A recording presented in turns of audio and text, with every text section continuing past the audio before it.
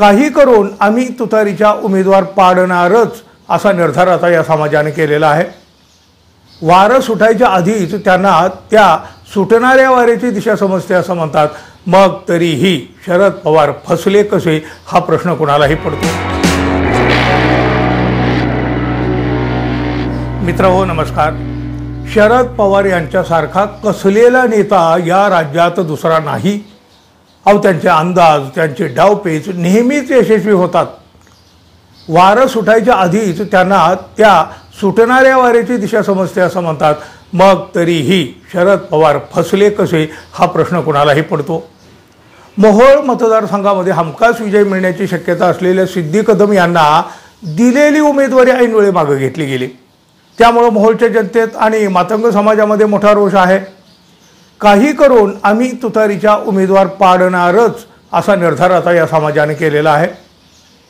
दुसरीकडे बघा, पंढरपूर मंगळवेढा मतदारसंघात देखील शरद पवार यांनी केलेली खेळी त्यांच्याच आता अंगाशी येताना दिसू लागले आहे। आता खरं तर ते आलेली आहे म्हणावं लागेल, पण महाविकास आघाडीला देखील फटका सहन करावा लागणार आहे। याचा बघा, विजयाची शक्यता असलेल्या भगीरथ भालके यांना काही दिवस शरद पवार यांनी वेटिंगवर तर ठेवलं। खरं तर त्यांच्या हातात तुतारी मिळेल अशी आशा देखील निर्माण झालेली होती। अचानकपणे काँग्रेसच्या यादीत भगीरथ भालके यांचं नाव आलं। भगीरथ भालके हे काहीही करून निवडणूक लढवणारच होते, म्हणजे त्यांनी तसं आधी जाहीरही केलेलं होतं।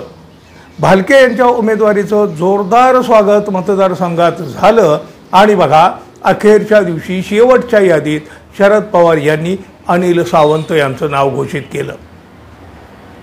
आता या अनिल सावंत यांचा मतदारसंघाशी भालके एवढा तर संपर्क नाही हे अगदी कोणालाही माहीत आहे। भालके हे तर माघार घेणार नाहीत हे स्पष्ट होतं आणि अनिल सावंत तर म्हणत होते मला तर शरद पवारांचाच आशीर्वाद आहे। आता हे दोघेही महाविकास आघाडीतून निवडणूक लढवणार म्हणजे निकाल काय असणार, कोणाचा निकाल लागणार हे तर उघड आहे। सामान्य मतदार हे आता तेच म्हणू लागला आहे, आम्ही तर काय हो यावर आधी सांगितलेही होतं, जर कदाचित असं काही झालं तर शरद पवार यांच्याकडूनच भाजपच्या उमेदवाराला मदत होऊ शकते। आता काय झालं, दोघांनीही बघा आपले अर्ज ठेवलेले आहेत। आता आघाडीत ही दोस्तीत कुस्ती आणि मग कोणाची जिरणार हो मस्ती। पंढरपूर मंगळवेढ्यात महाविकास आघाडीत बिघाडी झालेली तर आहेच। आता राष्ट्रवादी काँग्रेस म्हणजे शरदचंद्र पवार पक्षाचे अनिल सावंत आणि काँग्रेसचे भगीरथ भालके या दोघांचेही उमेदवारी अर्ज कायम राहिलेले आहेत, एकानेही माघारी घेतलेला नाही। त्यामुळं महाविकास आघाडीतील फटाफूट महायुतीच्या उमेदवाराच्या पथ्यावर पडण्याची आता जास्त शक्यता आहे। भाजपचे उमेदवार समाधान आवताडे यांचा विजय आता सोपा झाला आहे हो नव्हे, शरद पवारांच्या खेळीने तो सोपा केलेला आहे। म्हणजे अप्रत्यक्षरित्या शरद पवार यांची मदत भाजपच्या उमेदवाराला झालेली आहे। पंढरपूर मंगळवेढ्यातून महाविकास आघाडीतील काँग्रेसकडून भगीरथ भालके आणि राष्ट्रवादी शरदचंद्र पवार पक्षाच्या वतीनं अनिल सावंत यांना उमेदवारी जाहीर करण्यात आली होती। तसंच महायुतीकडून भाजपचे विद्यमान आमदार असलेले समाधान आवताडे यांना पुन्हा संधी देण्यात आलेली आहे। त्यांच्यासाठी माजी आमदार प्रशांत परिचारक यांनी बंड करता करता माघार घेतलेली आहे।